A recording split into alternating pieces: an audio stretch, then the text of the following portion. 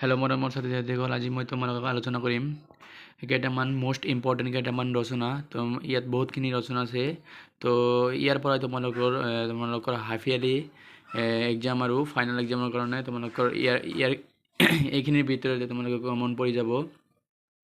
আৰু ইয়াত বহুতখিনি ইম্পৰ্টেণ্ট ৰচনা আছে। তাৰ ভিতৰত মই মোষ্ট ইম্পৰ্টেণ্ট কেইটামান তোমালোকক দগাই দিম। এইখিনি পঢ়িলে তোমালোকৰ হৈ যাব। আৰু তোমালোকে যদি ক্লাছ 9ত পঢ়ি আছা, এইখিনি পঢ়ি লোৱা। তোমালোকৰ টেনত আৰু পঢ়িব নালাগে। তোমালোকে টেনত অকল ৰিভাইজ দিলে হৈ যাব। তো আহক এইবিলাক ৰচনাবিলাক আলোচনা কৰোঁ। কোন ৰচনা আছে ইয়াত তোমালোকৰ বহুতখিনি ৰচনা আছে, মই কৈ দি আছোঁ। তো প্ৰথমটো ৰচনা হ'ল তোমাৰ প্ৰিয় সাহিত্যিক। এইটো কিন্তু তোমালোকৰ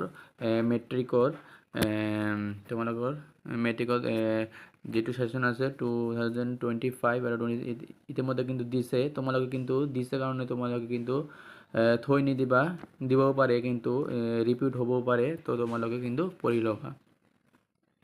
বহুত ষ্টুডেণ্টে কৈ আছে যে এইটো দিছে, বহুত ষ্টুডেণ্টে ক'ব যে এইখিনিতো দিছিল, মানে এইটোতো দিছিল ৰচনা, এইবুলি নিদিয়ে, দিবও পাৰে। তোমালোকে কিন্তু পঢ়ি ল'বা, স্কিপ কিন্তু নকৰিবা। আৰু 2 নম্বৰটো আছে তোমাৰ প্ৰিয় গ্ৰন্থ, ইম্পৰ্টেণ্ট হয়। তাৰপৰা 3 নম্বৰটো অসমৰ বানপানী, মই পিছত কৈ আছোঁ কোনটো ইম্পৰ্টেণ্ট হয়।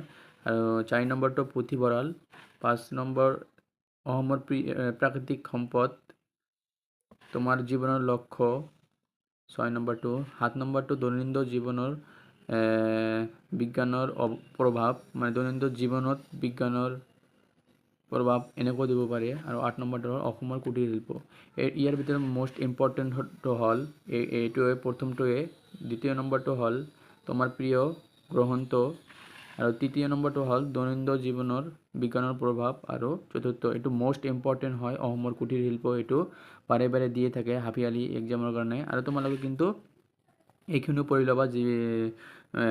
ইতিমধ্যে কিন্তু বহুত সময় আছে, এইখিনি 8খন আছে, মানে 8টা আছে ৰচনা। তোমালোকে দুটাকৈ পঢ়ি ল'বা, বহুতখিনি টাইম আছে, তোমালোকে ভালকৈ পঢ়ি ল'বা।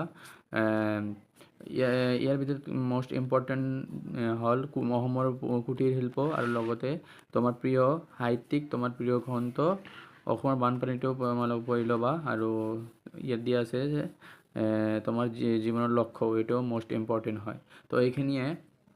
আৰু তোমালোকৰ যদি ইংৰাজীত কমন লাগে, তোমালোকে কমেণ্টত জনাই দিবা।